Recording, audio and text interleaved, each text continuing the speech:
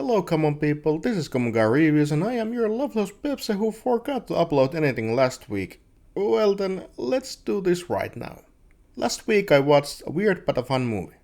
It was in my local flea market and there they had this massive amount of movies that are right so people could find maybe treasures or total trash. I got myself this obscure weird movie collection box volume 1 and it had 2 movies.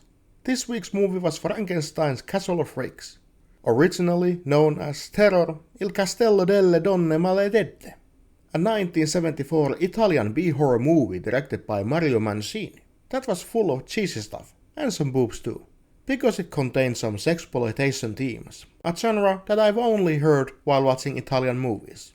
Those perverts. This story tells us about Dr. Frankenstein, a mad scientist who tries to bring people back from the dead. His minions are a perverted dwarf Dan, Gens and Igor, who work for him and obey his commands. In this landscape, there are weird tunnels underground that contains Neanderthals, and one of them gets killed by the angry mob. Dr. Frankenstein then collects his body and takes it into his lab in order to do experiments on it, to finish his research.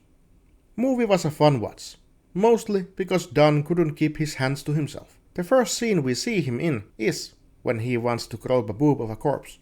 This horny bastard does not stop at anything. He peeps, he creeps, and probably stalks women too.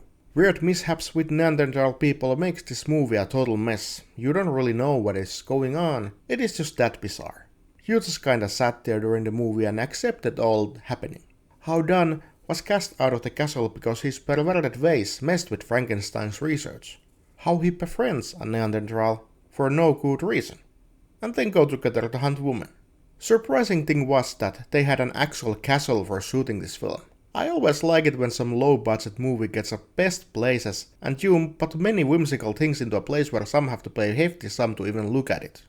There was also many characters. So many characters. Not only the vast amount of Frankenstein lackeys but the police and his assistant, townsfolk and many girls that were there probably just because there was multiple nude scenes.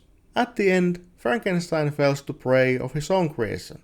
As the Neanderthal he wakes up from the dead kills him, and then they have a fun little chase scene where mob justice makes it clear that nobody has to survive, except for the police and the little pervert Dan for some reason, who just kinda got off scot-free, even though he did more horrid things than anyone on this movie.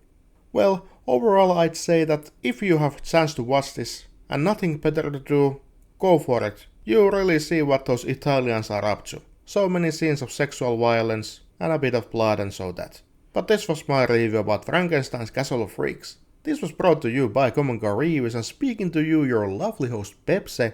And I'll see you in the next review. Goodbye.